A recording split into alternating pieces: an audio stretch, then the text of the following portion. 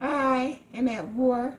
I've been at war, but now I have in my sights a real threat. And so I'm going to show how I am supporting my troops, supporting my security forces, supporting my immune system, supporting my body. Stay tuned.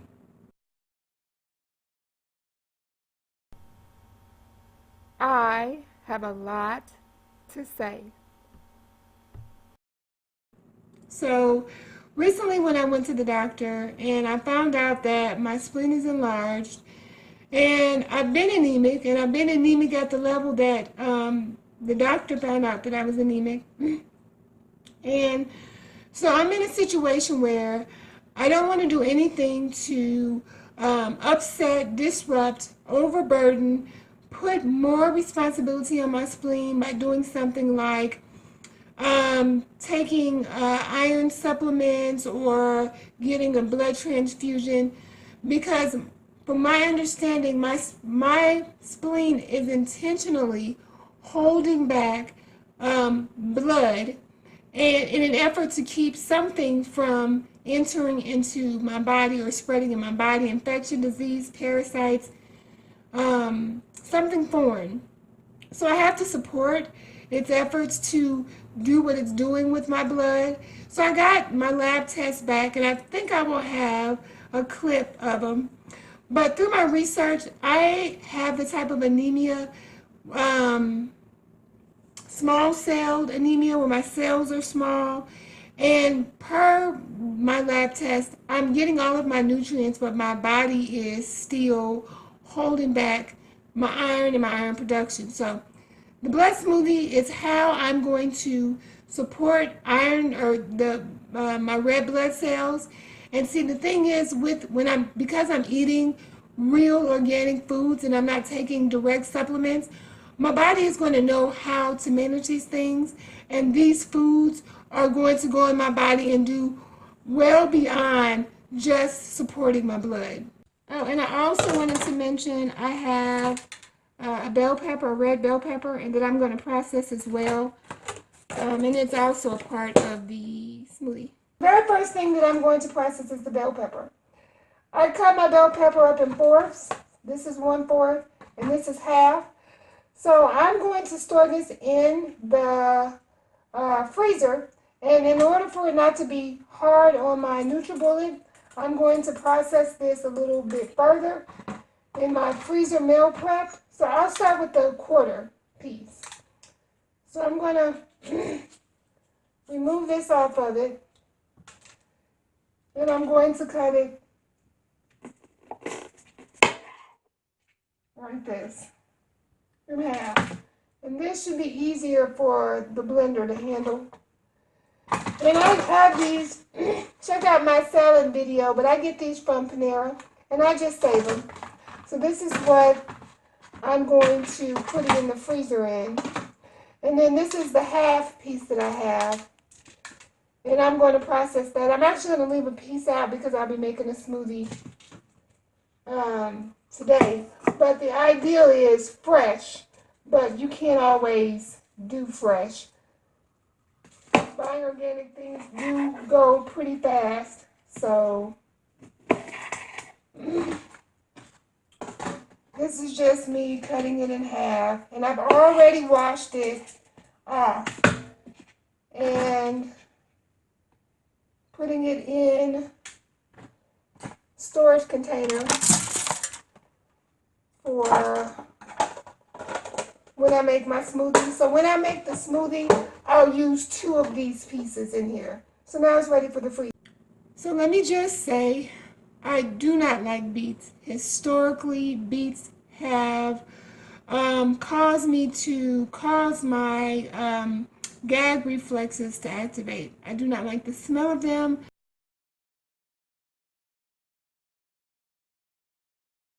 So what I have here is a bunch of what I have loathed and avoided for many years, beets.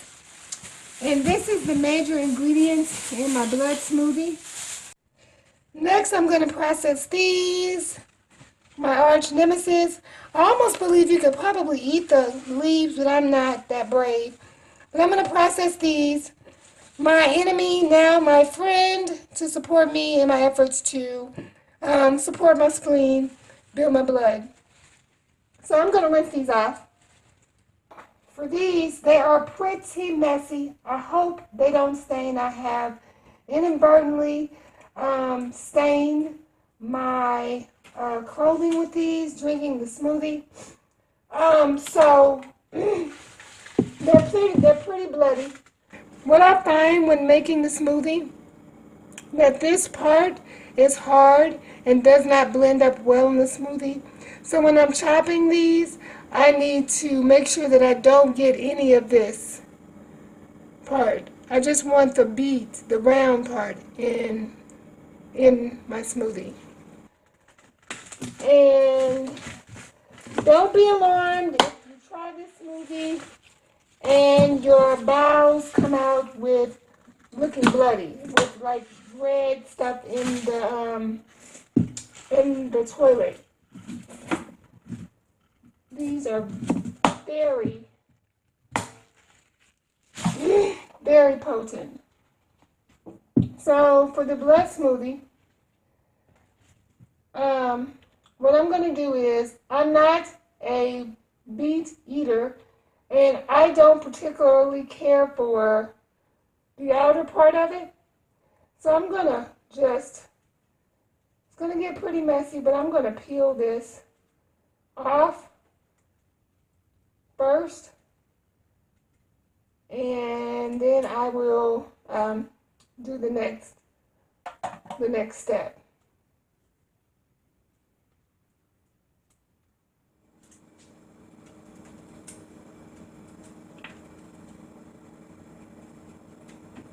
I find this is the easiest way to cut it. Instead of going around and around, but it's to cut it from the top to the bottom. And it goes by pretty easily. Careful not to get the meat part of the beet, just to get the skin off of it. So I've completely cut off the skin. And so the next thing that I do to process this beet, so in the smoothie, I consume half of a beet. These are pretty, solid.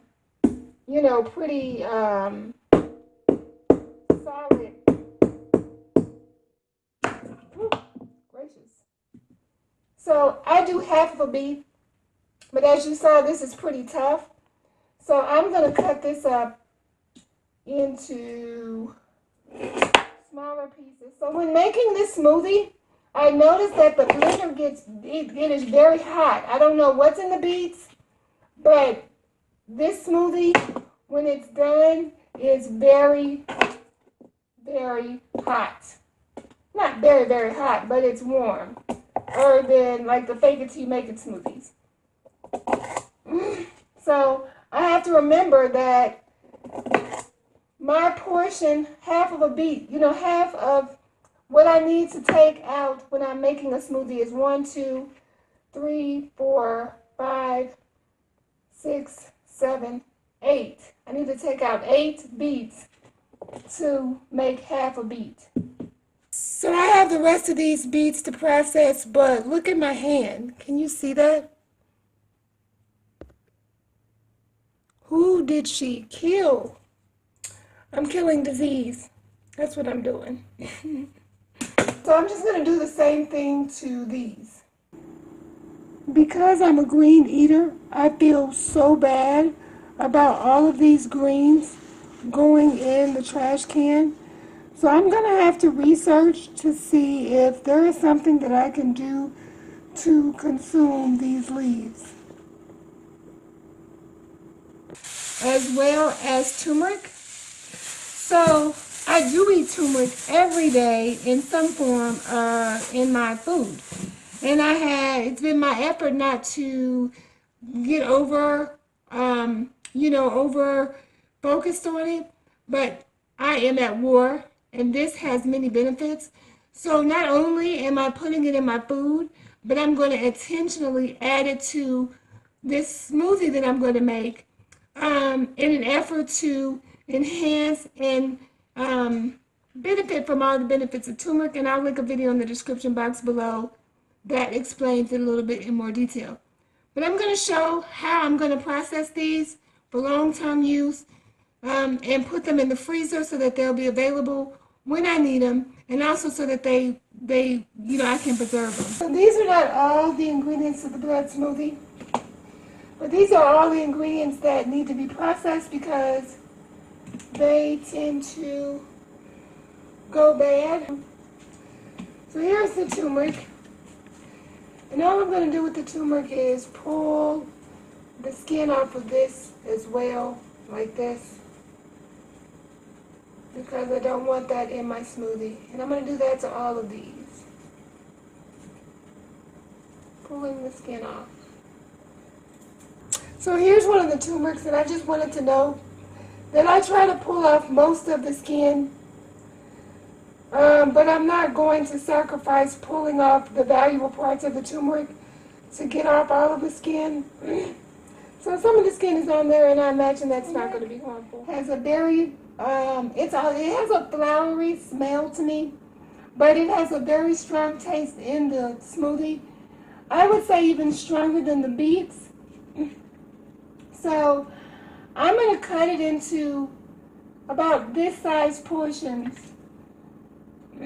Well, actually, I'm going to cut it in half because I forget I'm going to freeze this. And so I know that I need to get just a half of one. It's actually taking off the red stuff from the beets. Interesting. But about this size. So I'm going to cut it in half. Cut it like this. And I'll just put one of these turmeric parts inside of the smoothie. So what I noticed about the turmeric is that it loses its color, and I'm sure that means something as I left it out on the counter. So right now it's very colorful, and I'm going to preserve it at this peak nutrients by placing it in the freezer, and I'll pull out, a portion of these when it's time to make the smoothie.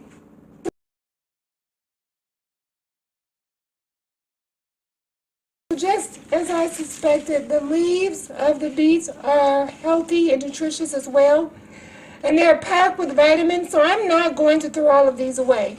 And I'm going to also freeze these, and I'm going to process these so that they can be consumed.